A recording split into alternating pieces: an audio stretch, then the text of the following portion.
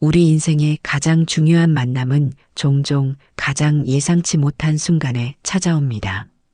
한 여성이 비 오는 날 만난 노숙자가 사실은 그녀의 과거와 깊은 연결고리를 가진 사람이었다면, 그리고 그 만남이 25년간 감춰진 충격적인 진실을 드러내게 된다면 어떨까요? 지금부터 공개될 충격적이고도 감동적인 진실을 끝까지 지켜봐 주세요. 영상이 마음에 드셨다면 구독과 좋아요 부탁드리며 지금 어디서 시청하고 계신지 댓글로 남겨주세요. 그럼 지금부터 한 미술학원 강사와 노숙자의 운명적인 만남으로 시작된 놀라운 이야기를 들려드릴게요. 비는 아침부터 하루 종일 내렸습니다. 습관처럼 기상청 앱을 확인하는 서윤이의 얼굴에 실망감이 번졌죠.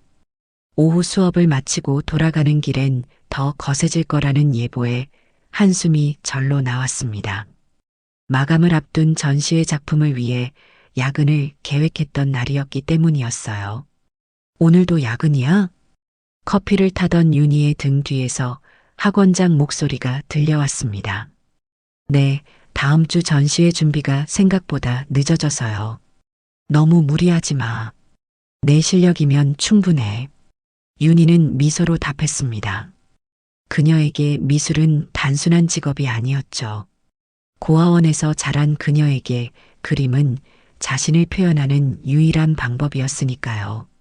마지막 수업을 마치고 학생들을 배웅한 윤희는 창문 밖 어두워진 하늘을 바라봤습니다. 비는 더 세차게 내리고 있었죠. 역시 오늘은 일찍 들어가는 게 나을 것 같아. 하늘은 그녀의 결심을 비웃기라도 하듯 더 거세게 빗줄기를 내렸습니다. 작은 우산 하나로는 빗물을 피하기 역부족이었죠. 윤희의 신발은 금세 젖었고 바지 끝자락도 축축하게 젖어들었습니다. 학원에서 지하철역까지는 고작 10분 거리였지만 오늘따라 그 거리가 무척이나 멀게만 느껴졌어요. 지하철역 입구가 보이기 시작했을 때였습니다. 윤희는 우산을 살짝 들어 앞을 보았고 역 입구 계단 근처에 웅크린 채 누워있는 사람을 발견했죠. 비에 흠뻑 젖은 채 떨고 있는 노숙자였습니다. 평소 같았으면 안타까운 마음으로 지나쳤겠지만 그날따라 노인의 모습이 심상치 않아 보였어요. 얼굴이 창백했고 몸은 심하게 떨고 있었습니다. 윤희는 잠시 망설였습니다. 그냥 지나칠까 하는 생각이 머릿속을 스쳤지만 발걸음은 이미 노인을 향해 움직이고 있었어요. 가까이 다가가자 노인의 상태가 생각보다 심각해 보였습니다. 의식이 희미한 듯했고 온몸은 식은땀으로 젖어 있었죠. 괜찮으세요? 어디 아프신가요? 윤희의 말에 노인은 희미하게 눈을 떴습니다. 그러나 곧 다시 감았죠. 주변을 둘러보니 사람들은 그저 바쁘게 자신의 길을 가고 있었습니다. 윤희는 결심했어요. 그냥 지나칠 수 없다고. 119에 신고해야겠다. 구급차가 도착하기까지 윤희는 우산으로 노인을 가리고 있었습니다. 의식이 희미한 노인의 손은 얼음장처럼 차가웠죠. 구급대원들이 도착했을 때 윤희는 노인의 손을 잡고 있었어요. 그런데 구급차로 노인을 옮기려는 순간 갑자기 노인이 윤희의 손을 꽉 잡았습니다. 윤주야. 희미한 목소리였지만 윤희는 분명히 들었습니다. 윤주라는 이름을. 그 순간 윤희의 심장이 빠르게 뛰기 시작했어요. 윤주는 고아원에 오기 전 4살 무렵까지 그녀가 불리던 이름이었기 때문이었죠. 어떻게 이 노인이 그 이름을 알고 있는 걸까요? 저도 같이 가도 될까요? 윤희는 구급대원에게 물었습니다. 그들은 보호자가 필요한 상황이라며 고개를 끄덕였죠. 윤희는 잠시 망설였지만 이 노인과 자신 사이에 어떤 연결고리가 있는지 알아야 한다는 직감이 들었습니다. 응급실에 도착하자 의사들이 재빨리 노인을 진찰했습니다. 탈수와 영양실조, 그리고 가벼운 폐렴 증상이 있다고 했죠. 윤희는 병원 대기실 의자에 앉아 생각에 잠겼습니다. 노인이 부른 윤주라는 이름과 자신의 과거가 맞물려 묘한 불안감이 그녀를 감쌌어요. 서류를 작성하려는데 노인의 신원을 알 수 없었습니다.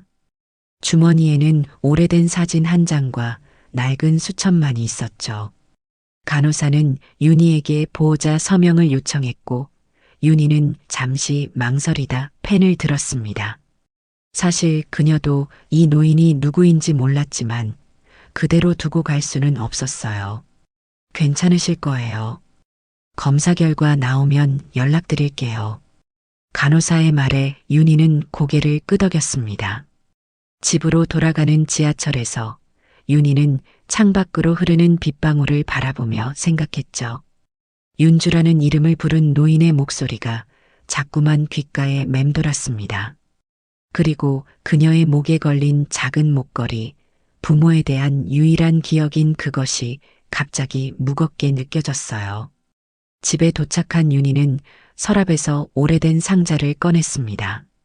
그 안에는 고아원 시절에 몇 안 되는 물건들이 담겨 있었죠. 사진 한 장, 작은 인형 조각, 그리고 그 목걸이와 비슷한 또 하나의 목걸이였어요.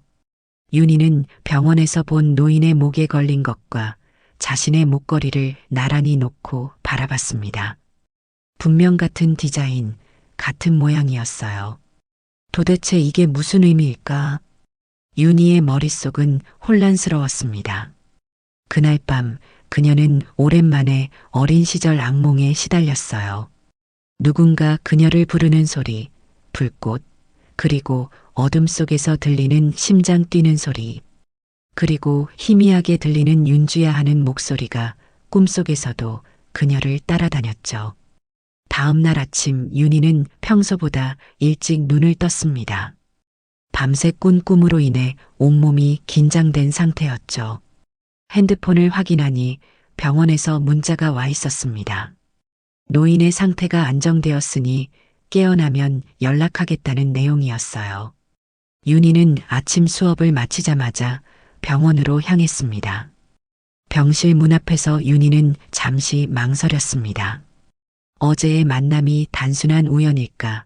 아니면 무언가 의미가 있는 걸까 하는 생각이 그녀의 마음을 무겁게 했어요. 가벼운 노크 후 병실 문을 열자 노인은 창밖을 바라보고 있었습니다. 안녕하세요. 어제 119에 신고했던 사람인데요. 노인은 천천히 고개를 돌려 윤희를 바라봤습니다. 그의 눈에는 혼란스러움과 동시에 어떤 감정이 담겨 있었죠. 마치 오랫동안 찾아 헤매던 사람을 마주한 듯한 그런 표정이었습니다. 어제는 정신이 없어서 고맙네. 노인의 목소리는 거칠었지만 또렷했습니다. 윤희는 어색한 미소를 지으며 병실 의자에 앉았어요. 어떻게 대화를 시작해야 할지 몰랐기 때문이죠. 성함이 어떻게 되세요? 윤희가 조심스럽게 물었습니다. 노인은 잠시 생각에 잠긴 듯 하다가 천천히 입을 열었어요. 강태식이라고 하네. 그의 대답은 확신이 없어 보였습니다. 마치 자신의 이름을 오랫동안 불러보지 않은 사람처럼요. 윤희는 천천히 고개를 끄덕였습니다. 어제 제 이름을 부르셨어요. 윤주라고요. 윤희의 말에 강태식의 눈이 커졌습니다. 그러나 곧 혼란스러운 표정으로 바뀌었죠. 미안하네. 가끔 기억이 흐릿해져서 누구랑 헷갈렸나 보네. 그의 대답은 자연스러웠지만 윤희는 직감적으로 그가 무언가를 숨기고 있다는 느낌을 받았습니다. 강태식의 손이 미세하게 떨리고 있었거든요. 그럴 수도 있겠네요. 그런데 혹시 이거 보신 적 있으세요? 윤희는 자신의 목걸이를 꺼내 보여주었습니다. 작은 나비 모양의 펜던트가 달린 은목걸이였어요. 강태식의 눈이 순간 커졌고 그의 손이 무의식적으로 자신의 목을 만졌습니다. 그곳에는 같은 디자인의 목걸이가 걸려 있었죠. 그건 어디서 난 거지? 강태식의 목소리가 떨렸습니다. 윤희는 그의 반응에 확신이 들었어요. 이 만남은 절대 우연이 아니었습니다. 어릴 때부터 가지고 있었어요. 제 부모님에 대한 유일한 기억이라고 할 수 있죠. 윤희의 말에 강태식의 얼굴이 창백해졌습니다. 그는 뭔가 말하려다 갑자기 기침을 시작했고 호흡이 가빠졌어요. 윤희는 급히 간호사를 불렀습니다. 죄송해요. 너무 무리하게 질문했나 봐요. 간호사가 강태식의 상태를 살피는 동안 윤희는 죄책감을 느꼈습니다. 그러나 한편으로는 더 알고 싶은 마음이 커졌어요. 강태식이 안정을 찾은 후 간호사는 윤희에게 오늘은 이만 면회를 마치라고 권했습니다. 내일 다시 올게요. 편히 쉬세요. 윤희가 병실을 나서려 할 때 강태식이 그녀를 불렀습니다. 잠깐, 내 생일이 언제지? 윤희는 의아했지만 대답했습니다. 4월 18일이요. 강태식의 눈에서 눈물이 흘러내렸습니다. 그는 더 이상 말을 잇지 못했고 윤희는 복잡한 마음으로 병원을 나왔어요.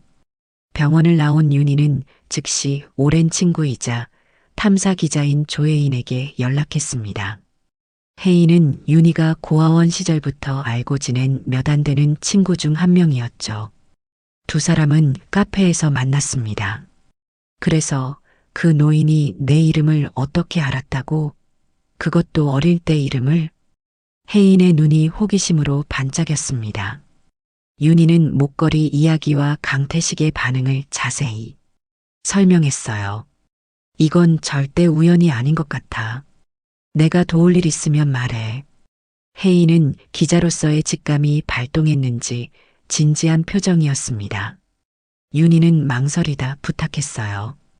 강태식이라는 사람에 대해 좀 알아봐 줄 수 있어? 특히 25년 전쯤 내가 고아원에 오게 된 시기에 관련된 일들. 혜인은 고개를 끄덕였고 두 사람은 각자의 자리로 돌아갔습니다. 윤희는 그날 밤 자신의 어린 시절 사진들을 다시 살펴보았어요. 4살 때의 모습이 담긴 유일한 사진에서 그녀는 나비 목걸이를 하고 있었습니다. 다음 날 윤희는 다시 병원을 찾았습니다. 강태식은 창가에 앉아 있었고 그의 모습은 전날보다 한결 나아 보였어요. 어제보다 좋아 보이시네요.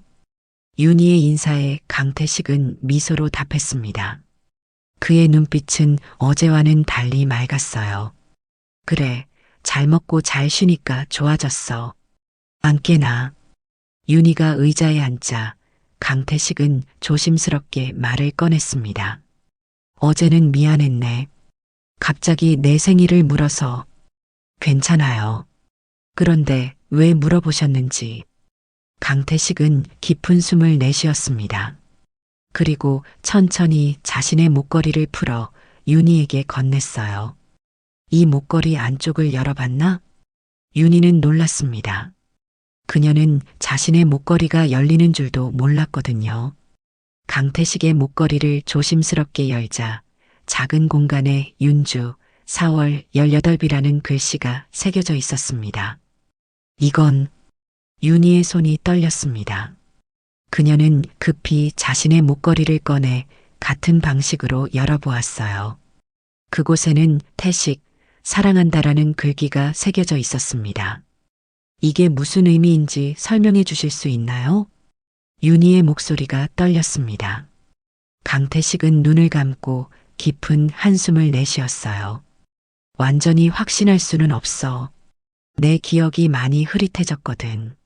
하지만 내가 본 것처럼 우리 사이에는 분명 어떤 인연이 있는 것 같아. 윤희는 말없이 기다렸습니다. 강태식은 천천히 이야기를 이어갔어요. 25년 전쯤 나는 한 회사에서 일했었네. 그곳에서 어떤 여성을 만났고 그녀에게 아이가 있었어. 강태식의 목소리가 떨렸습니다. 그 아이의 이름이 윤주였어. 윤희의 심장이 빠르게 뛰기 시작했습니다.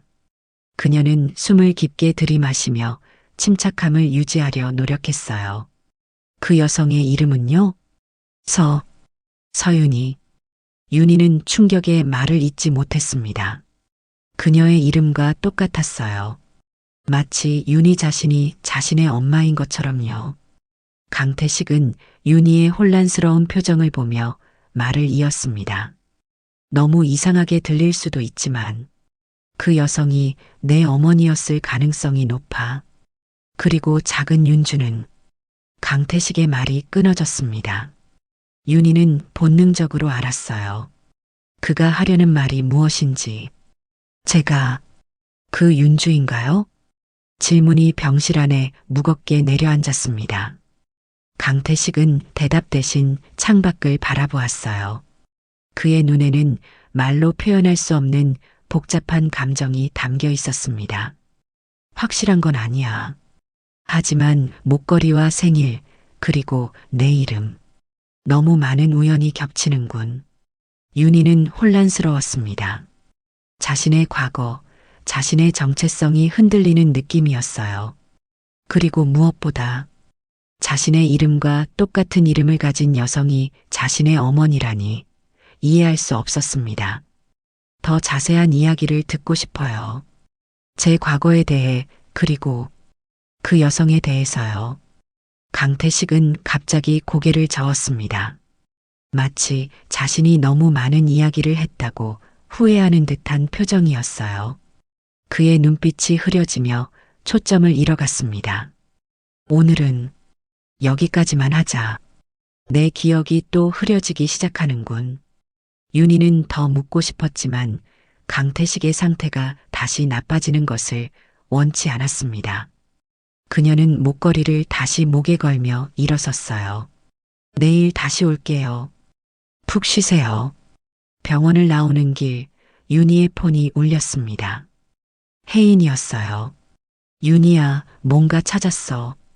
지금 만날 수 있어? 혜인의 목소리에는 긴박감이 실려 있었습니다. 윤희는 즉시 혜인이 일하는 언론사로 향했어요. 사무실에 도착하자 혜인은 여러 신문 기사와 자료들을 펼쳐놓고 있었습니다. 앉아봐. 내가 강태식이란 이름으로 검색했더니 25년 전 기사가 나왔어. 혜인은 오래된 신문 스크랩을 윤희에게 건넸습니다. 기사 제목은 한상그룹 비자금 의혹, 내부 고발자 증언이었어요. 신문 한쪽에는 젊은 시절의 강태식으로 보이는 남자의 사진이 있었습니다. 한상그룹? 그 대기업? 윤희가 놀라서 물었습니다. 혜인은 고개를 끄덕였어요. 그래. 25년 전 한상그룹에서 대규모 비자금 조성과 탈세 의혹이 불거졌었어. 그리고 그 의혹을 제기한 내부 고발자가 바로 강태식이야. 윤희는 기사를 자세히 읽었습니다. 강태식은 당시 한상그룹 재무팀에서 일하던 중 회장의 비자금 조성 증거를 발견하고 검찰에 제보했다고 했어요. 그러나 기사의 말미에는 내부 고발 이후 강태식의 행방은 알려지지 않았다고 적혀 있었습니다. 그런데 더 충격적인 건 이거야. 혜인은 다른 신문 기사를 보여주었습니다. 한상그룹 비자금 의혹 관련 화재 사건, 여성 한 명 사망이라는 제목이었어요. 기사는 내부 고발 직후 한상그룹 문서보관실에서 화재가 발생했고 그 화재로 한 여성이 사망했다고 전했습니다. 그 여성의 이름이 혜인의 손가락이 기사 속 이름을 가리켰습니다. 서윤희. 윤희는 충격에 말을 잇지 못했습니다. 강태식이 말한 그 여성, 자신과 같은 이름을 가진 그 사람이 화재로 사망했다는 사실이 그녀를 덮쳤어요. 이건 말도 안 돼. 윤희의 손이 떨렸습니다. 혜인은 다른 자료들도 보여주었어요. 여기 사망 기록을 보면 서윤희는 당시 32살이었고 4살배기 딸이 있었다고 해. 윤희의 호흡이 가빠졌습니다. 세상이 빙글빙글 돌아가는 것 같았어요. 그 딸은 어떻게 됐대? 윤희의 질문에 혜인은 어깨를 으쓱했습니다. 그건 기록에 없어. 하지만 이 시기가 내가 고아원에 오게 된 시기와 일치하잖아. 방 안에 침묵이 내려앉았습니다. 윤희는 자신의 인생이 완전히 뒤바뀌는 느낌이었어요. 오랫동안 그녀는 부모에 대한 정보 없이 살아왔습니다. 고아원에서는 그저 4살 무렵에 발견되었다는 것, 그리고 이름이 윤주였다는 것 외에는 아무것도 알려주지 않았죠. 그런데 이상한 점이 하나 더 있어. 혜인이 다시 말을 이었습니다. 내가 한상그룹 비자금 사건을 좀 더 조사해 봤는데 당시 이 사건을 맡았던 변호사가 지금의 오지숙 이사장이야. 오지숙? 그 자선가? 윤희가 놀라서 물었습니다. 오지숙은 현재 대형 문화재단의 이사장으로 각종 방송에 나와 소외계층 돕기 활동을 하는 유명 인사였어요. 그래, 바로 그 사람. 그런데 더 묘한 건 한상그룹 사건 후에 그녀가 급부상했다는 거야. 한상그룹 회장은 가벼운 처벌만 받았고 오지숙은 이후 그 회장의 후원으로 커리어를 쌓았대. 윤희는 복잡한 감정에 휩싸였습니다. 자신의 과거와 연결된 이 모든 정보들이 그녀를 혼란스럽게 했어요.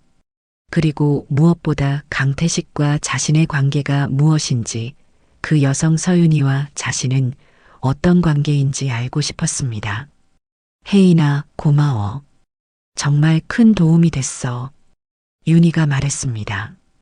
혜인은 친구의 손을 꼭 잡았어요. 더 조사할게. 단서를 좀 더 찾아봐야 할 것 같아. 그날 밤 윤희는 잠을 이루지 못했습니다. 머릿속에서는 수많은 생각이 맴돌았어요. 자신이 과연 그 서윤이의 딸인지, 그리고 강태식은 자신과 어떤 관계인지, 그리고 무엇보다 자신의 이름이 왜 어머니와 같은지, 그것이 의미하는 바가 무엇인지 알 수 없었습니다. 다음 날 아침 윤희는 자신이 자란 고아원을 찾아갔습니다. 마음속에는 분명한 목표가 있었어요. 자신의 입소 기록을 확인하는 것. 오래된 건물은 여전히 같은 자리에 있었고 다행히 원장 선생님도 바뀌지 않았습니다. 윤희야, 오랜만이구나. 어쩐 일이니? 원장 선생님은 반갑게 윤희를 맞이했습니다. 윤희는 망설임 없이 요점을 말했어요. 제 입소 기록을 보고 싶어요. 제가 어떻게 이곳에 오게 됐는지요. 원장의 표정이 미세하게 변했습니다. 마치 무언가 불편한 주제가 나온 것처럼요. 갑자기 왜 그런 걸 알고 싶은 거니? 제 부모님에 대해 알고 싶어요. 특히 서윤이라는 이름에 대해서요. 원장의 얼굴이 창백해졌습니다. 그녀는 잠시 말없이 윤희를 바라보다가 천천히 일어섰어요. 따라오렴. 원장은 윤희를 자신의 개인 사무실로 안내했습니다. 오래된 캐비닛에서 하나의 파일을 꺼내 그녀에게 건넸어요. 이건 공식 기록엔 없는 거야. 내가 개인적으로 보관하고 있었지. 윤희는 떨리는 손으로 파일을 열었습니다. 그곳에는 그녀가 고아원에 오게 된 날짜와 상황이 상세히 적혀 있었어요. 입소 날짜는 25년 전 12월 18일 한상그룹 화재 사건이 있었던 바로 다음 날이었습니다. 어떤 남자가 너를 데려왔어. 그는 너를 맡아달라고만 하고 사라졌지. 원장의 설명에 윤희는 고개를 들었습니다. 그 남자의 이름은요? 말하지 않았어. 하지만 내가 입소하기 전날 큰 화재 사건이 있었고 그 화재에서 한 여성이 사망했다는 건 알고 있었지. 윤희의 눈에 눈물이 고였습니다. 그녀는 파일에 있는 자신의 어린 시절 사진을 바라봤어요. 사진 속 내 살배기 윤주는 나비 목걸이를 하고 있었습니다. 그 여성이 제 어머니였나요? 원장은 한참을 망설이다 대답했습니다. 확실한 건 아니야. 하지만 너를 데려온 그 남자가 내 목에 걸린 목걸이와 똑같은 것을 하고 있었던 건 기억해. 윤희의 가슴이 조여들었습니다. 모든 정황이 강태식이 그녀의 아버지일 가능성을 가리키고 있었어요. 그리고 서윤이라는 여성, 자신과 같은 이름을 가진 그 여성이 어머니였을 것이란 사실도요. 왜 이제야 말씀해 주시는 거예요? 윤희의 목소리에 원망이 섞였습니다. 원장은 미안한 표정으로 고개를 숙였어요. 그 당시는 위험한 상황이었어. 그 남자가 너를 데려왔을 때 그는 누구에게도 내 존재를 알리지 말라고 했지. 내 안전을 위해서라고. 윤희는 파일을 다시 보았습니다. 마지막 페이지에는 작은 메모가 있었어요. 윤주를 윤희로 이름 변경. 안전을 위해 라고 적혀 있었습니다. 그러니까 제 이름을 일부러 바꾼 거였군요. 원장은 고개를 끄덕였습니다. 그 남자의 요청이었어. 그리고 내 성인서도 그대로 두라고 했지. 어머니의 성을 기억하라는 의미였을까? 윤희는 파일을 천천히 덮었습니다. 모든 것이 이제 조금씩 맞아떨어지기 시작했어요. 자신의 삶, 자신의 정체성, 그리고 자신이 누구인지에 대한 의문들이 하나씩 풀리는 듯 했습니다. 고맙습니다. 이 기록들 정말 소중해요. 윤희는 원장에게 인사를 하고 고아원을 나왔습니다. 이제 그녀는 병원으로 향할 차례였어요. 강태식과 다시 대면하여 그에게 알게 된 사실들을 이야기하고 남은 퍼즐 조각들을 맞춰야 했습니다. 윤희는 한상그룹 화재 사건이 있었던 날의 신문 기사를 들고 병원으로 향했습니다. 한 손에는 고아원에서 받아온 자신의 기록이, 다른 한 손에는 혜인이 찾아준 오래된 신문 스크랩이 들려 있었어요. 그녀의 마음은 복잡했지만 강태식에게 진실을 확인하겠다는 의지는 확고했습니다. 병원 복도를 걸으며 윤희는 자신이 지금까지 살아온 인생에 대해 생각했습니다. 고아원에서의 외로웠던 시간들, 부모님에 대한 끝없는 궁금증, 그리고 자신이 정말 누구인지에 대한 의문. 이제 그 모든 질문의 답을 찾을 수 있을지도 모른다는 생각에 심장이 빠르게 뛰었어요. 병실 문을 두드리자 간호사가 나왔습니다. 그녀의 표정이 심상치 않았어요. 오늘은 면회가 어려울 것 같아요. 강태식 환자분이 아침부터 상태가 좋지 않으셔서요.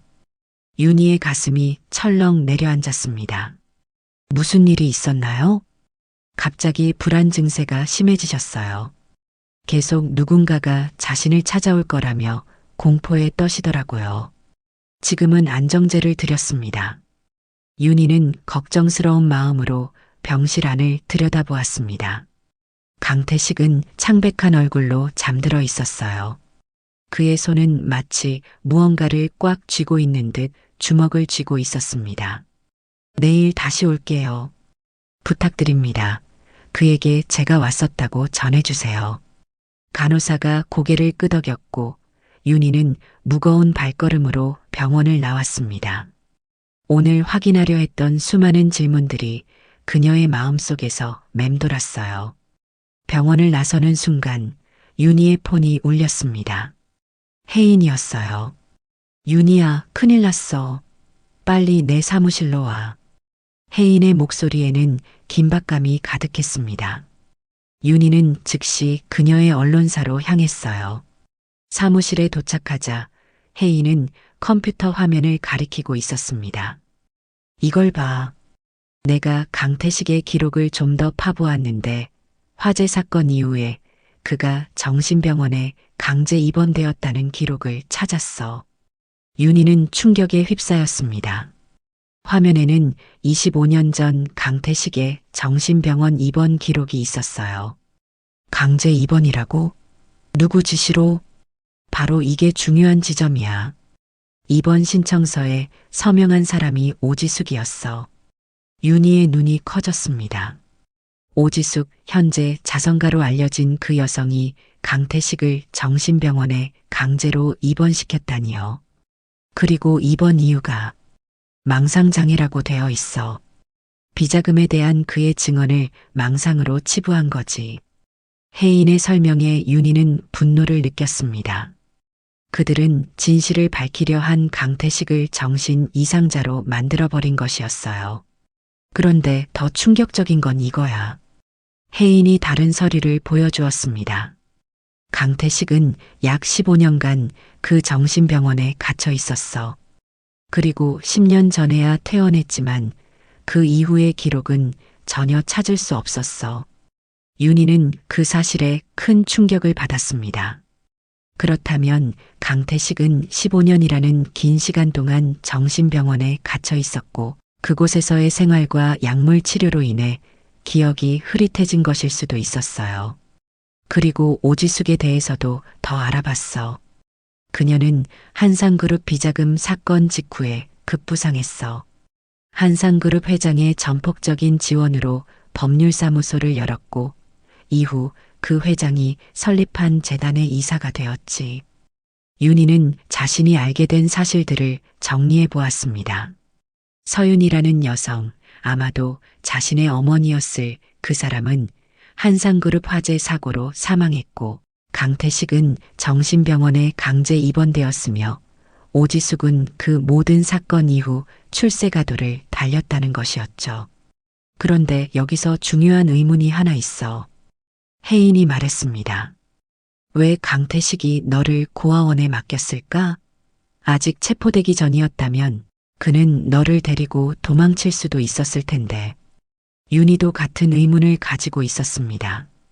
아마도 날 보호하기 위해서였을 거야.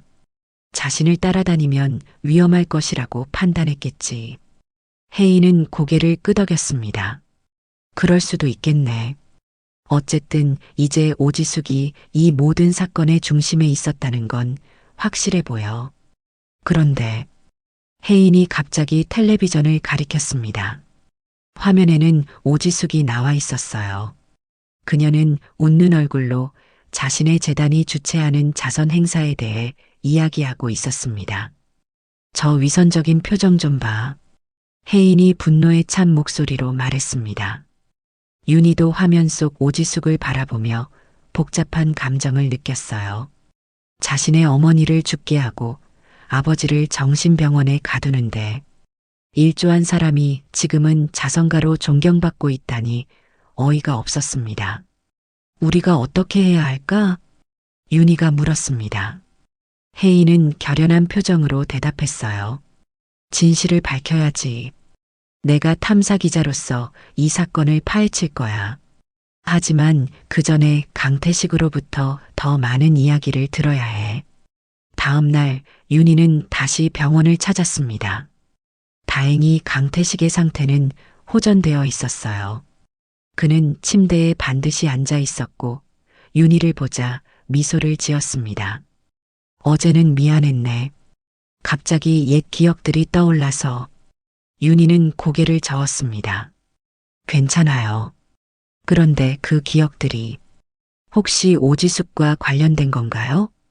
강태식의 표정이 굳어졌습니다. 그의 눈에 경계심이 서렸어요. 그 이름을 어떻게 알게 됐어요. 당신이 한상그룹 비자금 사건의 내부 고발자였다는 것도요. 그리고 서윤이라는 여성이 화재로 사망했다는 것도. 윤희는 자신이 알아낸 사실들을 차분히 이야기했습니다. 강태식의 얼굴은 점점 창백해졌어요. 그리고 당신이 15년 동안 정신병원에 강제로 입원되어 있었다는 것도요. 강태식은 깊은 한숨을 내쉬었습니다. 그의 눈에 눈물이 고였어요. 모든 것을 알게 된 거로군. 윤희는 강태식의 손을 잡았습니다. 그의 손은 차갑고 떨리고 있었어요. 하지만 아직 제가 누구인지 그리고 당신과 저의 관계가 무엇인지는 확실히 알지 못해요. 제발 진실을 말해주세요.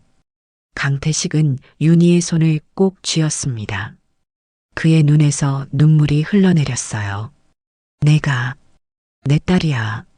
마침내 그 말이 나왔습니다. 윤희의 심장이 빠르게 뛰었어요. 그녀는 알고 있었지만 강태식의 입에서 직접 듣는 것은 완전히 다른 느낌이었습니다.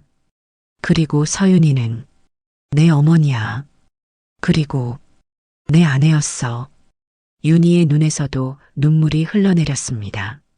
마침내 알게 된 진실, 그녀에게는 부모가 있었고 그들은 사랑하는 가족이었다는 사실이요.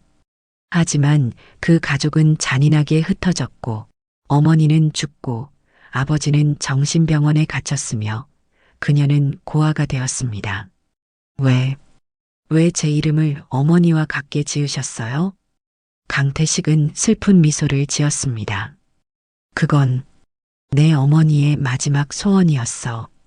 그녀는 화재가 일어나기 전 이미 자신에게 위험이 닥칠 것을 예감하고 있었어. 그래서 내게 부탁했지. 만약 내게 무슨 일이 생기면 우리 딸을 내 이름으로 다시 키워달라고. 윤희는 흐르는 눈물을 닦지 못한 채 듣고만 있었습니다. 자신의 이름이 어머니의 유언이었다니 그것은 너무나 슬프고도 아름다운 이야기였어요. 그래서 고아원에 널 맡길 때 내 이름을 서윤이로 바꿔달라고 했지. 하지만 그들은 안전을 위해 윤주에서 윤희로만 바꾸었던 모양이구나.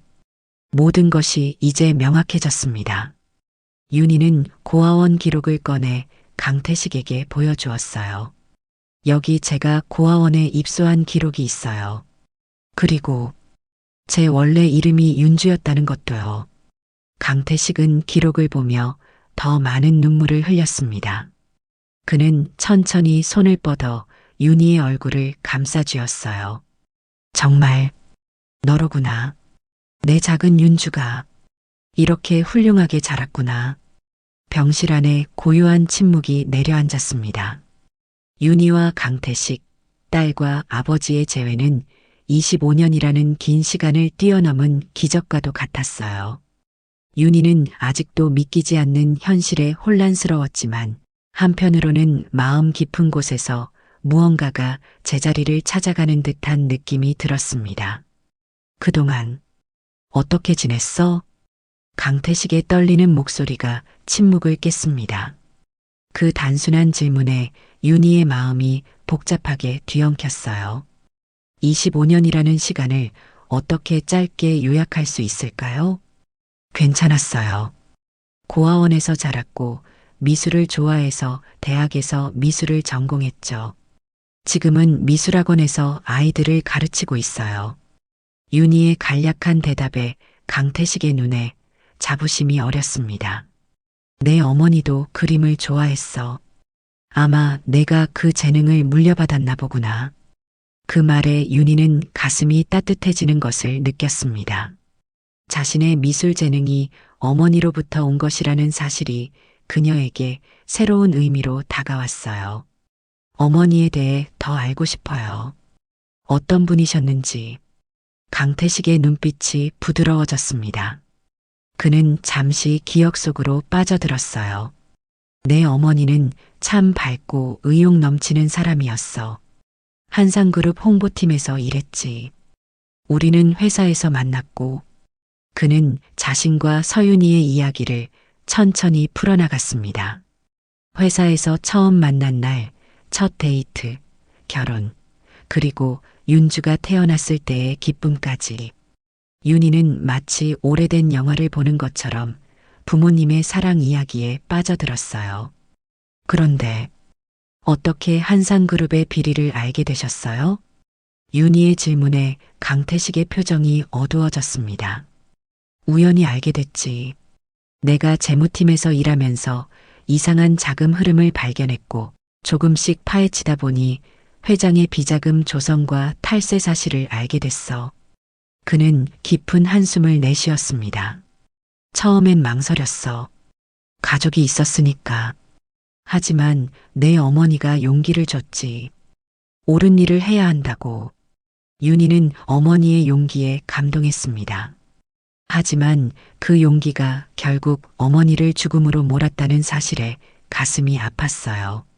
그런데 어떻게 화재가? 강태식의 눈에 공포의 기억이 어렸습니다.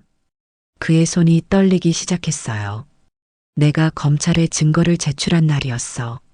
내 어머니는 회사에 남아 중요 서류를 가져오려 했지. 그런데 갑자기 문서 보관실에서 화재가 발생했다는 연락을 받았어. 강태식의 목소리가 흔들렸습니다. 윤희는 그의 손을 꼭 잡아주었어요. 난 즉시 회사로 달려갔지만 이미 늦었어. 내 어머니는 화염 속에 갇혀 있었어. 그의 눈에서 눈물이 흘러내렸습니다. 25년이 지났지만 그날의 기억은 여전히 생생했어요. 그날 밤 난 널 데리고 도망쳤어. 그들이 나를 찾고 있었고 너까지 위험에 처할까 두려웠거든. 그래서 고아원에 널 맡겼어. 내 안전을 위해서였어. 윤희는 묵묵히 듣고 있었습니다. 어린 시절의 기억, 누군가 자신을 안고 달리던 기억이 희미하게 떠올랐어요. 그리고 며칠 후 난 체포됐어. 정신 이상자로 몰려 병원에 강제로 입원됐지. 오지숙과 한상그룹 회장의 계략이었어. 그의 이야기에 윤희는 분노를 느꼈습니다. 진실을 밝히려다 가족을 잃고 자유를 빼앗긴 아버지를 생각하니 가슴이 아팠어요. 15년 동안 어떻게 견디셨어요? 강태식은 허공을 바라보았습니다. 그의 눈빛에는 형언할 수 없는 고통이 담겨 있었어요. 너에 대한 생각으로 버텼어. 언젠가 널 다시 만날 수 있을 거라는 희망이 나를 살게 했지. 윤희의 눈에서 눈물이 흘러내렸습니다. 그녀의 마음속에 미안함과 안타까움이 가득 찼어요. 그리고 10년 전 내가 퇴원했을 때 난 즉시 널 찾으러 갔어. 하지만 고아원에서는 내가 이미 성인이 되어 떠났다고 했지. 그 후로 계속 널 찾아 헤맸어. 강태식은 윤희의 손을 꼭 잡았습니다. 하지만 약물 치료의 후유증으로 인해 기억이 점점 흐릿해졌고 결국 거리에서 생활하게 됐지. 그래도 늘 목걸이만은 간직했어. 그리고 내 이름을, 윤주라는 이름을 잊지 않으려 노력했지. 윤희는 내내 울음을 참고 있었지만 더는 견딜 수 없었습니다. 그녀는 아버지의 품에 안겼어요. 오랫동안 그녀가 느끼지 못했던 부모의 품, 그 따뜻함이 지금 그녀를 감싸고 있었습니다. 이제 다시는 헤어지지 않을 거예요. 제가 아버지를 돌볼게요. 두 사람은 오랫동안 아무 말 없이 서로를 안고 있었습니다. 25년의 이별, 그 긴 시간의 아픔을 위로하듯이요. 병실 밖에서 간호사가 노크 소리를 냈습니다. 면회 시간이 끝났다는 신호였어요. 윤희는 천천히 아버지의 품에서 빠져나왔습니다. 내일 다시 올게요. 그리고 앞으로는 매일 올 거예요. 강태식은 미소를 지었습니다. 그의 얼굴은 평화로워 보였어요. 그래, 내 딸. 윤희는 병원을 나오며 폰으로 혜인에게 연락했습니다. 그녀에게 모든 이야기를 들려주고 싶었어요. 특히 오지숙에 대한 부분을요. 혜인은 즉시 만나자고 했고 두 사람은 카페에서 만났습니다. 그래서 정말 강태식이 내 아버지였어? 혜인의 눈이 커졌습니다. 윤희는 고개를 끄덕였어요. 그리고 내 이름이 어머니의 유언이었던 거야. 윤희는 강태식에게 들은 모든 이야기를 혜인에게 전했습니다. 오지숙이 어떻게 한상그룹 회장과 결탁해 강태식을 정신병원에 가두었는지, 그리고 화재가 사실은 우연이 아닌 계획된 것이었을 가능성에 대해서도요. 이건 정말 큰 스캔들이야. 오지숙이 지금 자선가로 활동하고 있지만 사실은 살인과 음모에 연루된 범죄자라니. 혜인이 흥분하며 말했습니다. 윤희는 잠시 생각에 잠겼어요. 하지만 증거가 필요해. 25년 전 일이라 모든 게 흐릿할 거야. 그래도 강태식의 증언이 있잖아. 그리고 정신병원 기록도 있고. 혜인의 말에 윤희는 고개를 젓었습니다. 아버지는 정신병 치료를 받았던 사람이야. 그의 증언만으로는 부족할 거야. 우리에겐 더 확실한 증거가 필요해. 두 사람은 오랫동안 이야기를 나누었습니다. 어떻게 오지숙의 과거 범죄를 밝힐 것인지, 어떻게 강태식의 명예를 회복시킬 것인지에 대해서요. 윤희의 마음은 결연했습니다. 이제 그녀에게는 아버지가 있었고 그의 정의를 위해 싸울 것이었어요. 다음 날 윤희는 자신의 작은 아파트를 정리하기 시작했습니다. 강태식이 퇴원하면 함께 살 공간을 마련하기 위해서였어요. 오래된 상자들을 정리하던 중 그녀는 잊고 있던 한 물건을 발견했습니다. 어린 시절 받았던 작은 엽서였어요. 윤희는 천천히 그 엽서를 펼쳤습니다. 거기에는 단순한 문장이 적혀 있었어요. 너는 반드시 빛날 아이야. 그게 내 소원이다. 그 글씨체를 보는 순간 윤희는 무언가를 깨달았습니다. 이것은 강태식의 글씨체였어요. 오늘 아침 그가 병원에서 메모를 적을 때 본 그것과 같았습니다. 윤희는 깊은 감동을 느꼈어요. 아버지는 고아원에 있는 그녀에게 꾸준히 엽서를 보냈던 것이었습니다. 그때 윤희의 폰이 울렸습니다. 병원이었어요. 서윤희 씨, 강태식 환자분의 상태가 갑자기 악화되었습니다. 빨리 와주실 수 있을까요? 윤희의 얼굴이 창백해졌습니다. 그녀는 즉시 병원으로 달려갔어요. 아버지를 다시 만난 지 얼마 되지 않아 잃게 될지도 모른다는 두려움이 그녀를 덮쳤습니다. 병원 복도를 달려가는 윤희의 발걸음이 무거웠습니다. 심장은 빠르게 뛰었고 머릿속에는 불안한 생각들이 가득했어요. 아버지를 다시 만난 지 얼마 되지도 않았는데 이렇게 잃게 될지도 모른다는 두려움에 온몸이 떨렸습니다. 중환자실 앞에 도착하자 의사가 그녀를 맞이했습니다. 그의 표정은 심각했어요. 갑작스러운 심장 발작이 있었습니다. 다행히 빨리 대처해서 최악의 상황은 면했지만 환자분의 상태가 불안정해요. 윤희는 유리창 너머로 산소 마스크를 쓴 채 누워있는 아버지를 바라보았습니다. 강태식의 얼굴은 창백했고 심전도 모니터의 선이 불규칙하게 움직이고 있었어요. 면회가 가능할까요? 의사는 잠시 고민하다 고개를 끄덕였습니다. 짧게만 부탁드립니다. 환자분이 안정을 취해야 해요. 윤희는 조심스럽게 중환자실로 들어갔습니다. 강태식의 옆에 앉자 그가 천천히 눈을 떴어요. 그의 눈에는 안도감과 동시에 두려움이 어려 있었습니다. 윤희야.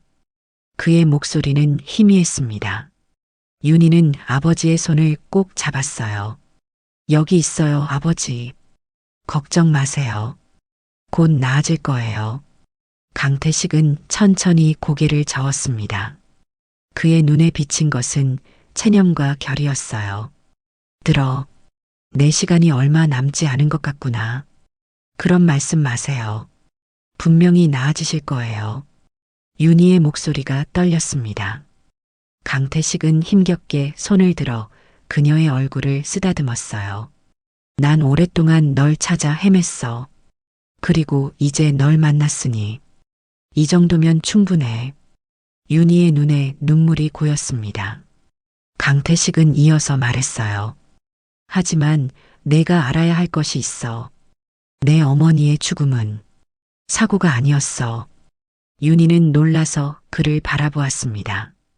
강태식의 눈에는 오랫동안 간직한 진실이 담겨 있었어요. 오지숙? 그녀는 알고 있었어. 모든 것을.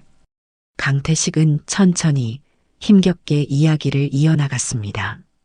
그날 화재는 우연이 아니었다는 것, 오지숙이 한상그룹 회장의 지시로 모든 증거를 없애기 위해 화재를 계획했다는 것, 그리고 서윤이가 그곳에 있다는 사실도 알고 있었다는 충격적인 진실이었어요.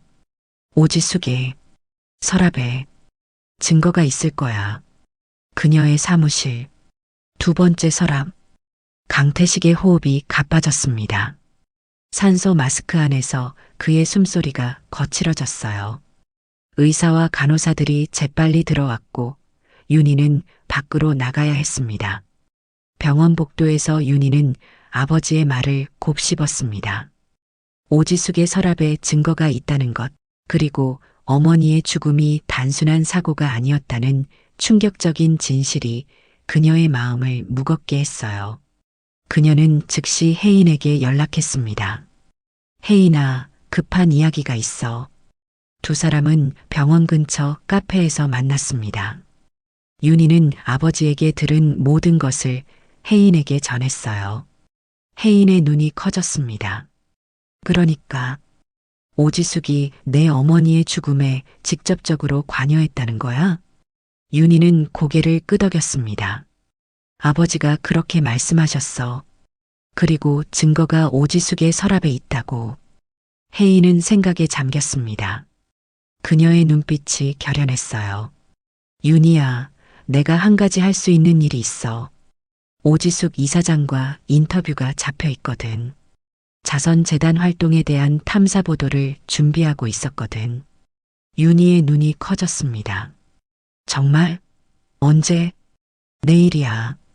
그녀의 사무실에서 진행될 예정이고, 이건 우리에게 기회일 수도 있어. 윤희는 생각에 잠겼습니다. 오지숙의 사무실, 그리고 그 서랍에 있다는 증거. 하지만 어떻게 접근할 수 있을까요? 혜인아, 위험할 수도 있어. 오지숙은 25년 전 살인에 연루된 사람이야. 그리고 지금도 강력한 인맥을 가지고 있을 거고. 혜인은 미소를 지었습니다. 그녀의 눈에는 결의가 담겨 있었어요. 걱정 마. 난 이럴 때를 위해 기자가 된 거야. 진실을 밝히는 것, 그게 내 일이지. 다음 날 혜인은 오지숙 이사장과의 인터뷰를 위해 준비했습니다. 윤희는 그날 하루 수업을 취소하고 병원에서 아버지를 지켰어요. 다행히 강태식의 상태는 안정되었지만 의사는 여전히 낙관적인 전망을 하지 못했습니다. 오후 혜인은 오지숙 재단 사무실로 향했습니다. 그녀는 자선 활동에 대한 일상적인 질문들을 준비해 갔지만 실제로는 그 이면에 숨겨진 과거의 범죄를 파헤칠 계획이었어요. 윤희는 초조하게 혜인의 연락을 기다렸습니다. 인터뷰는 약 2시간 동안 진행되었습니다. 혜인은 처음에는 오지숙의 재단 활동에 대해 질문하며 그녀의 경계심을 낮추었어요. 그리고 점차 한상그룹과의 관계, 그리고 과거 법조계 활동으로 화제를 옮겼습니다. 이사장님께서는 과거 한상그룹의 법률 자문을 맡으셨다고 들었습니다. 특히 25년 전 비자금 사건 당시에도요. 오지숙의 표정이 미세하게 굳어졌습니다. 그녀는 침착함을 유지하려 노력하며 대답했어요. 네, 그때 한상그룹의 법무팀에서 일했습니다. 하지만 그건 오래된 일이죠. 혜인은 더 깊이 파고들었습니다. 당시 내부 고발자 강태식 씨와 그의 아내 서윤희 씨에 대해 기억하고 계신가요? 오지숙의 눈에 잠시 당혹감이 스쳤지만 그녀는 빠르게 감정을 숨겼어요.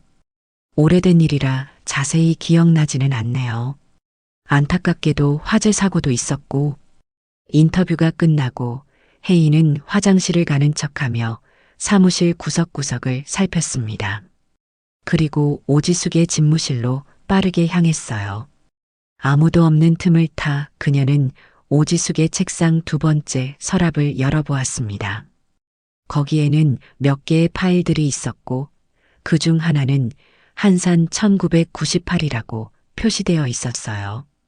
혜인은 재빨리 그 파일을 휴대폰으로 촬영했습니다. 그리고 서둘러 사무실을 나왔어요. 오지숙에게 정중히 인사를 하고 그녀는 즉시 윤희에게 연락했습니다. 윤희야, 뭔가 찾았어. 지금 병원으로 갈게. 병원에 도착한 혜인은 윤희에게 찍어온 사진들을 보여주었습니다. 그곳에는 충격적인 내용들이 담겨 있었어요. 화재 계획, 강태식을 정신병원에 입원시키기 위한 위조된 의료 기록, 그리고 가장 충격적인 것은 서윤이의 사망 직후 작성된 메모였습니다. 문제 해결됨. 증인 제거. 강태식 처리 완료. 이게 살인 증거야. 혜인의 목소리가 떨렸습니다. 윤희는 그 메모를 바라보며 분노와 슬픔이 뒤섞인 감정을 느꼈어요. 이것으로 충분할까? 25년 전 일인데. 혜인은 결연한 표정으로 대답했습니다. 살인에는 공소시효가 없어. 그리고 이건 분명한 증거야. 오지숙은 내 어머니의 죽음을 계획했고 아버지를 정신병원에 가두는데 관여했어. 윤희는 아버지의 병실을 바라보았습니다.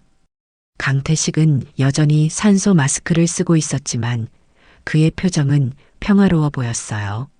마치 긴 싸움 끝에 마침내 승리를 앞둔 사람처럼요. 이제 어떻게 해야 할까? 윤희가 물었습니다. 혜인은 단호한 표정으로 대답했어요. 진실을 세상에 알려야 해.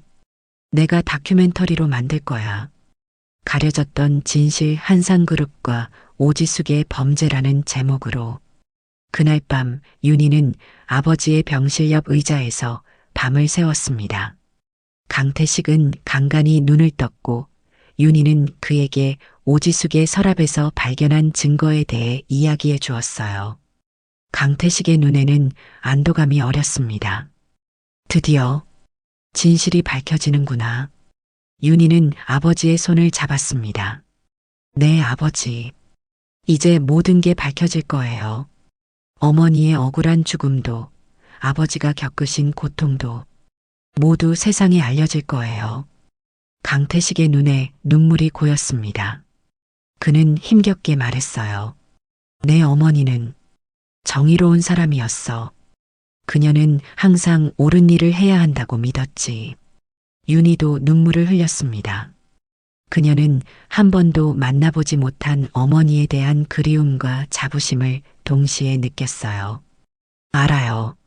그리고 저도 어머니처럼 될 거예요. 정의를 위해 싸우는 사람으로요. 강태식은 미소를 지었습니다. 그의 눈에는 깊은 사랑과 자부심이 어려 있었어요. 넌 이미 그런 사람이야. 내 어머니를 닮아서. 다음 날 아침 윤희는 병원 로비에서 차가운 커피를 마시며 혜인의 연락을 기다리고 있었습니다. 밤새 아버지 곁을 지키느라 피곤했지만 강태식의 상태가 조금씩 호전되고 있다는 의사의 말에 안도감을 느꼈어요. 그녀의 폰이 울렸습니다. 혜인이었죠. 윤희야, 내가 어제 찍은 자료들을 검토해봤어. 이건 정말 대형 스캔들이야. 오지숙은 살인을 지시했을 뿐만 아니라 그 뒤에는 한상그룹 회장이 있었어. 윤희는 깊은 숨을 내쉬었습니다. 두려움과 분노, 그리고 정의를 향한 열망이 그녀의 마음속에서 복잡하게 뒤엉켰어요. 이걸 어떻게 공개할 거야? 우선 다큐멘터리 형식으로 준비하고 있어. 내 아버지의 인터뷰도 필요해. 그가 직접 경험한 이야기가 가장 강력한 증거가 될 거야. 윤희는 고개를 끄덕였습니다. 하지만 그녀의 마음 한구석에는 걱정이 자리 잡고 있었어요. 아버지의 건강 상태가 여전히 위태로웠고 오지숙은 강력한 인맥을 가진 인물이었으니까요. 그런데 오지숙이 알아차리면 어떡하지? 우리가 증거를 가지고 있다는 걸 눈치채면. 혜인의 목소리가 진지해졌습니다. 이미 그럴 가능성이 있어. 어제 내가 서랍을 열어본 것을 누군가 봤을지도 몰라. 우리는 빨리 움직여야 해. 그 말에 윤희의 가슴이 철렁 내려앉았습니다. 그녀는 즉시 아버지의 병실로 향했어요. 강태식은 창가에 앉아 있었고 그의 모습은 전날보다 한결 나아 보였습니다. 아버지, 좋아 보이시네요. 윤희의 인사에 강태식은 미소를 지었습니다. 햇빛이 그의 얼굴을 비추며 오랜 세월의 주름을 도드라지게 했지만 그의 눈빛은 젊고 생기 있었어요. 오늘은 기분이 좋구나. 내가 곁에 있어서 그런가 보다. 윤희는 아버지 옆에 앉아 혜인과 나눈 대화를 전했습니다. 다큐멘터리 계획, 오지숙의 범죄 증거, 그리고 혹시 모를 위험에 대해서요. 강태식은 진지하게 들었고 그의 표정에는 결연함이 어려 있었어요. 걱정 마라. 난 이미 모든 것을 잃고 다시 찾았어. 이제 두려울 게 없다. 그의 말에 윤희는 감동을 느꼈습니다. 아버지의 용기가 그녀에게도 힘을 주었어요. 혜인이 곧 올 거예요. 아버지의 이야기를 녹화하고 싶대요. 강태식은 고개를 끄덕였습니다. 그는 천천히 침대 옆 서랍에서 낡은 수첩을 꺼냈어요. 이건 내가 정신병원에 있을 때 쓴 일기야. 많이 흐릿하고 정리가 안 되어 있지만 여기에 모든 진실이 담겨 있어. 윤희는 조심스럽게 그 수첩을 받아들었습니다. 그 안에는 강태식의 떨리는 글씨로 기록된 기억의 파편들이 있었어요. 한상그룹의 비리, 서윤이의 죽음, 그리고 윤주에 대한 그리움까지 모든 것이 날 것 그대로 담겨 있었습니다. 아버지, 윤희의 목에 뜨거운 것이 걸렸습니다. 이 작은 수첩은 아버지가 15년간의 고통 속에서도 진실을 잊지 않으려 얼마나 노력했는지를 보여주고 있었어요. 그때 윤희는 문득 자신의 집에 있는 오래된 엽서들이 생각났습니다. 어린 시절부터 간간히 받았던 그 익명의 엽서들. 너는 반드시 빛날 아이야. 그게 내 소원이다. 라는 문구가 적힌 그것들이요. 아버지, 혹시 제가 고아원에 있을 때 엽서를 보내신 적 있으세요? 강태식의 눈이 커졌습니다. 그는 천천히 고개를 끄덕였어요. 어떻게 알았니? 윤희의 눈에 눈물이 고였습니다. 그녀가 오래도록 궁금해했던 미스터리가 마침내 풀린 순간이었어요. 제가 몇 장 가지고 있어요. 너는 반드시 빛날 아이야라고 적힌. 강태식의 눈에도 눈물이 맺혔습니다. 그래. 내가 정신병원에서 잠깐씩 맑은 정신을 되찾을 때마다 보냈지. 내가 받았다니. 정말 다행이구나. 윤희는 아버지의 손을 꼭 잡았습니다. 그녀의 어린 시절, 그 외로웠던 고아원 생활 속에서 유일한 위안이 되었던 그 엽서들이 바로 아버지가 보낸 것이었다니 그 사실이 그녀의 가슴을 뜨겁게 했어요. 저는 항상 누군가가 저를 지켜보고 있다고 느꼈어요. 그 엽서들 덕분에 제가 혼자가 아니라는 걸 알 수 있었죠. 강태식은 딸의 손을 꼭 쥐었습니다. 그의 눈에는 말로 표현할 수 없는 감정이 가득했어요. 내가 함께하지 못해 미안하다. 윤희는 고개를 저었습니다. 아니에요. 아버지는 항상 저와 함께였어요. 그 엽서들을 통해서요. 두 사람의 대화는 혜인의 도착으로 잠시 중단되었습니다. 혜인은 카메라와 녹음 장비를 들고 병실로 들어왔어요. 안녕하세요, 강태식 씨. 저는 윤희의 친구 조혜인입니다. 괜찮으시다면 인터뷰를 진행하고 싶은데요. 강태식은 미소를 지었습니다. 그는 준비가 되어 있다는 듯 자세를 바로 했어요. 물론이지. 이제 모든 것을 말할 시간이 됐으니까. 혜인은 카메라를 설치하고 인터뷰를 시작했습니다. 강태식은 천천히 그러나 명확하게 25년 전의 모든 일을 이야기했어요. 한상그룹의 비자금, 내부 고발, 서윤이의 죽음, 그리고 오지숙의 역할까지 모든 것을 있는 그대로 말했습니다. 인터뷰가 끝날 무렵 강태식은 지쳐 보였지만 그의 눈에는 안도감이 어려 있었어요. 마치 오랫동안 짊어져온 무거운 짐을 내려놓은 듯한 표정이었습니다. 이제 모든 것이 밝혀지겠지? 혜인은 단호하게 고개를 끄덕였습니다. 네, 반드시요. 이 다큐멘터리는 많은 사람들에게 충격을 줄 거예요. 특히 오지숙의 위선적인 모습에 대해서요. 인터뷰 후 혜인은 촬영한 영상을 확인하기 위해 잠시 자리를 비웠습니다. 윤희는 아버지 곁에 남아 그의 손을 잡고 있었어요. 강태식은 피곤해 보였지만 그의 눈빛은 평화로웠습니다. 아버지 쉬세요. 오늘 많이 피곤하셨을 거예요. 강태식은 미소를 지었습니다. 윤희야, 내가 내 딸이라서 정말 자랑스럽구나. 윤희의 눈에 눈물이 고였습니다. 그녀는 아버지의 손을 꼭 쥐었어요. 저도 아버지가 저의 아버지라서 자랑스러워요. 다음 날 윤희는 자신의 아파트로 돌아가 예전에 받았던 엽서들을 모두 찾았습니다. 10장 남짓한 엽서들, 그녀의 어린 시절부터 성인이 될 때까지 간간히 도착했던 그것들을 하나하나 다시 읽었어요. 모든 엽서에는 같은 메시지가 적혀 있었습니다. 너는 반드시 빛날 아이야. 그게 내 소원이다. 그 글씨체를 자세히 보니 강태식의 일기장과 정확히 일치했습니다. 윤희는 깊은 감동에 사로잡혔어요. 아버지는 자신의 고통 속에서도 딸을 한시도 잊지 않았던 것이었습니다. 윤희는 엽서들을 조심스럽게 모아 작은 상자에 넣었습니다. 그리고 그 옆에 자신의 작은 나비 목걸이를 함께 두었어요. 이 소중한 물건들은 그녀의 정체성, 그리고 부모님의 사랑을 증명하는 유일한 증거였습니다. 그날 오후 혜인에게서 전화가 왔습니다.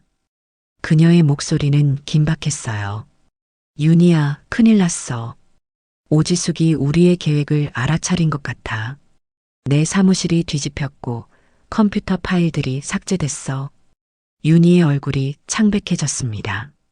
증거는 어떻게 됐어? 다행히 백업해 두었어. 하지만 우리는 빨리 움직여야 해. 오지숙은 분명 더 강력한 조치를 취할 거야. 윤희는 즉시 병원으로 향했습니다. 아버지의 안전이 걱정되었거든요. 병원에 도착하자 의사가 그녀를 맞이했습니다. 서윤희 씨, 잘 오셨어요. 강태식 환자분이 퇴원을 원하고 계세요. 상태가 많이 호전되었지만 여전히 주의가 필요합니다. 윤희는 놀랐지만 한편으로는 이해했습니다. 아버지도 위험을 감지했을 것이고 병원보다는 더 안전한 곳으로 이동하고 싶었겠죠. 병실에 들어가자 강태식은 이미 옷을 갈아입고 있었습니다. 그의 표정은 결연했어요. 아버지, 무슨 일이에요? 이제 여기 있는 건 안전하지 않아. 오지숙이 움직이기 시작했어. 윤희는 아버지의 손을 잡았습니다. 혜인에게서 연락받았어요. 오지숙이 이미 알아차린 것 같아요. 강태식은 고개를 끄덕였습니다. 그래, 그럴 줄 알았어. 우리는 더 안전한 곳으로 가야 해. 윤희는 고민에 빠졌습니다. 그녀의 작은 아파트는 충분히 안전하지 않았고 혜인의 집 역시 오지숙이 쉽게 찾을 수 있을 것 같았어요. 그때 그녀는 한 가지 생각이 떠올랐습니다. 혜인의 시골 친척 집은 어떨까요? 그곳은 외진 곳이라 사람들의 눈에 띄지 않을 거예요. 강태식은 고개를 끄덕였습니다. 좋은 생각이구나. 당장 연락해보자. 윤희는 혜인에게 전화를 걸었고 혜인은 즉시 동의했습니다. 그녀의 이모가 강원도에 있는 작은 농가를 가지고 있었고 그곳은 당분간 숨기에 완벽한 장소였어요. 내일 아침 일찍 출발하자. 그때까지는 오늘 하룻밤만 조심하면 돼. 강태식이 말했습니다. 그의 눈에는 결연한 의지가 담겨 있었어요. 윤희는 고개를 끄덕였습니다. 이제 그들은 진실을 밝히기 위한 마지막 싸움을 준비해야 했습니다. 새벽녘 윤희는 아버지와 함께 병원을 조용히 빠져나왔습니다. 밤새 내린 비로 거리는 젖어 있었고 동이 트기 시작하는 하늘은 오묘한 푸른빛을 띠고 있었죠.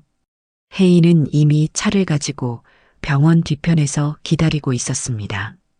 모든 준비 끝났어. 증거도 안전하게 보관했고 다큐멘터리 편집본도 거의 완성됐어. 혜인이 차에 탄 윤희와 강태식에게 말했습니다. 강태식은 피곤해 보였지만 그의 눈빛은 단단했어요. 그는 뒷좌석에 앉으며 창밖을 바라보았습니다. 25년 만의 도피로군. 그의 말에 잠시 침묵이 흘렀습니다.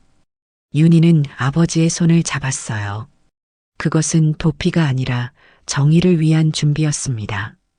도시를 벗어나 강원도로 향하는 길은 조용했습니다. 아침 일찍이라 차도 많지 않았고 세 사람은 각자의 생각에 잠겨 있었어요. 강태식은 창밖에 변화하는 풍경을 바라보며 가끔 미소를 지었습니다.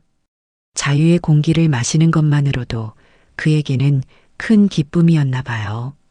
거의 다 왔어. 혜인이 말했습니다. 차는 이제 외진 시골길을 달리고 있었어요. 푸른 산과 넓은 들판이 펼쳐진 아름다운 풍경이었습니다. 마침내 그들은 작은 농가에 도착했어요. 나무로 지어진 소박한 집이었지만 따뜻하고 안전해 보였습니다. 여기서 며칠간 머물면 돼. 내가 다큐멘터리를 공개하고 경찰에 증거를 제출할 때까지. 혜인이 말했습니다. 윤희는 집 안으로 들어서며 아버지를 도왔어요. 강태식은 천천히 방 안을 둘러보았습니다. 오랜만에 느껴보는 평화로움이구나. 그의 말에 윤희는 미소를 지었습니다. 이곳에서 아버지는 안전할 것이고 그들은 드디어 진실을 세상에 알릴 수 있을 것이었어요. 다음 날 아침 혜인은 서울로 돌아갔습니다. 다큐멘터리의 마지막 편집과 공개 준비를 위해서였어요. 윤희와 강태식은 조용한 시골집에서 함께 시간을 보냈습니다. 그들은 25년간 놓친 대화를 나누었고 서로에 대해 더 알아갔어요. 어머니는 어떤 분이셨어요? 윤희가 물었습니다. 강태식의 눈빛이 부드러워졌어요. 참 밝은 사람이었지. 항상 웃음이 넘쳤고 정의감도 강했어. 내가 태어났을 때 그녀는 세상에서 가장 행복한 사람이었어. 윤희는 자신이 한 번도 만나보지 못한 어머니에 대한 이야기를 들으며 마음이 따뜻해졌습니다. 이제 그녀는 자신이 누구인지 어디에서 왔는지 알게 되었어요. 아버지, 우리 앞으로 어떻게 될까요? 강태식은 잠시 생각에 잠겼습니다. 그리고 천천히 대답했어요. 모든 진실이 밝혀지면 내 어머니가 바라던 대로 정의가 실현될 거야. 그리고 우리는 평범하게 살아가면 되지 않을까? 윤희는 미소를 지었습니다. 평범한 삶, 그것이야말로 그들이 가장 원하는 것이었어요. 사흘째 되던 날 혜인에게서 연락이 왔습니다. 다큐멘터리가 공개되었고 사회적으로 큰 파장을 일으키고 있다는 소식이었어요. 오지숙이 긴급 기자회견을 열었어. 모든 혐의를 부인하고 있지만 증거가 너무 명확해. 검찰이 수사에 착수했대. 윤희는 안도의 한숨을 내쉬었습니다. 드디어 진실이 밝혀지기 시작한 것이었어요. 한상그룹 쪽도 큰 혼란에 빠졌어. 주가가 폭락했고 회장은 해외로 도피했다는 소문이 있어. 강태식은 침착하게 뉴스를 들었습니다. 그의 표정에는 승리감보다는 평화로움이 더 많이 담겨 있었어요. 일주일 후 오지숙은 체포되었습니다. 살인 교사와 증거인멸, 위증 등의 혐의였어요. 강태식과 윤희는 시골집에서 그 뉴스를 지켜보았습니다. 윤희는 아버지의 손을 꼭 잡았어요. 드디어 끝났네요. 강태식은 고개를 끄덕였습니다. 그의 눈에는 오랜 세월의 무게가 담겨 있었어요. 내 어머니가 이제 편히 쉴 수 있겠구나. 그날 저녁 윤희와 강태식은 집 앞 작은 정원에 앉아 별을 바라보았습니다. 가을밤 하늘은 맑았고 수많은 별들이 그들을 내려다보고 있었어요. 이제 어떤 계획이 있으세요, 아버지? 윤희가 물었습니다. 강태식은 잠시 생각에 잠겼어요. 이 조용한 곳이 마음에 드는구나.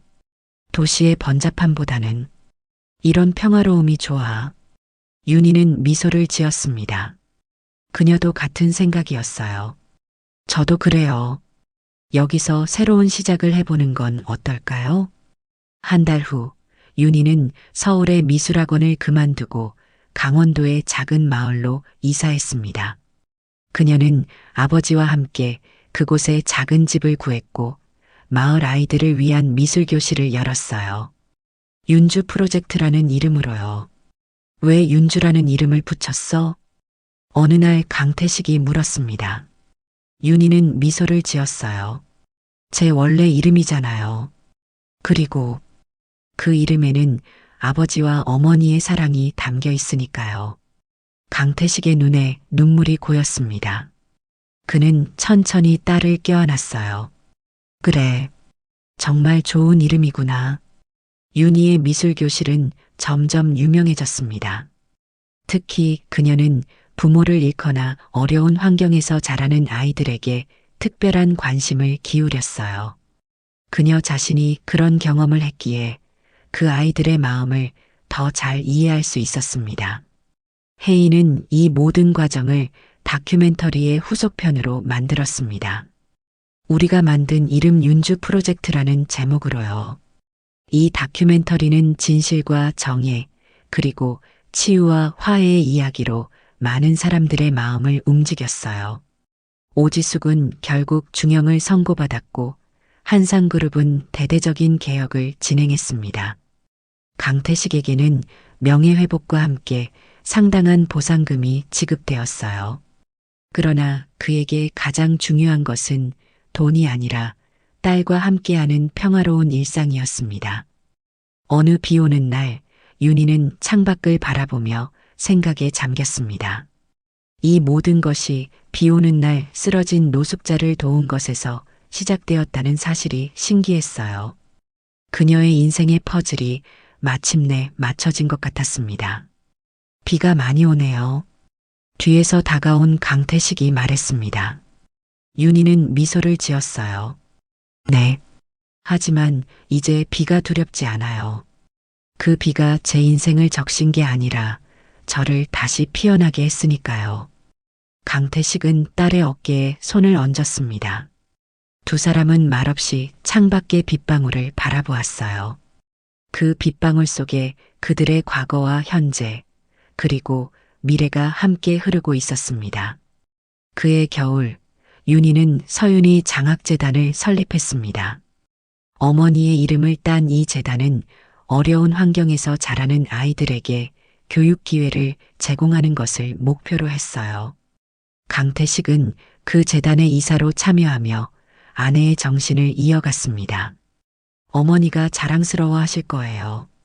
윤희가 말했습니다. 강태식은 딸을 바라보며 미소를 지었어요. 내 어머니도 그리고 나도 너를 정말 자랑스럽게 생각한단다. 봄이 오고 윤희의 작은 정원에는 나비 모양의 꽃들이 피어났습니다. 그녀는 그 꽃들을 보며 목에 걸린 나비 목걸이를 만졌어요. 그 목걸이는 이제 단순한 장신구가 아니라 그녀의 정체성이자 부모님의 사랑의 증표였습니다. 우리가 만든 이름 윤주, 그리고 윤희. 그녀는 작은 목소리로 중얼거렸습니다. 두 이름 모두 그녀의 일부였고 그 이름들이 담고 있는 이야기는 앞으로도 계속될 것이었어요. 비 오는 날의 우연한 만남에서 시작된 이 여정은 이제 새로운 희망의 이야기로 변화하고 있었습니다. 윤희는 미소를 지으며 하늘을 올려다보았습니다. 어딘가에서 어머니가 그녀를 지켜보고 있을 것 같은 느낌이 들었어요. 그리고 이제 그녀의 곁에는 아버지가 있었습니다. 더 이상 그녀는 혼자가 아니었어요. 감사합니다. 그녀의 작은 속삭임이 봄바람을 타고 하늘로 올라갔습니다. 인생의 퍼즐이 맞춰진 지금 윤희는 비로소 자신이 누구인지 그리고 어디로 가고 있는지 알게 되었습니다. 그것은 그녀에게 있어 가장 소중한 선물이었습니다. 오늘 이야기를 들어주셔서 감사합니다. 영상 보시고 느끼신 감정, 댓글로 함께 나눠주세요. 여러분의 한마디가 누군가에겐 큰 위로가 될 수 있습니다. 영상이 마음에 드셨다면 구독과 좋아요로 응원 부탁드립니다.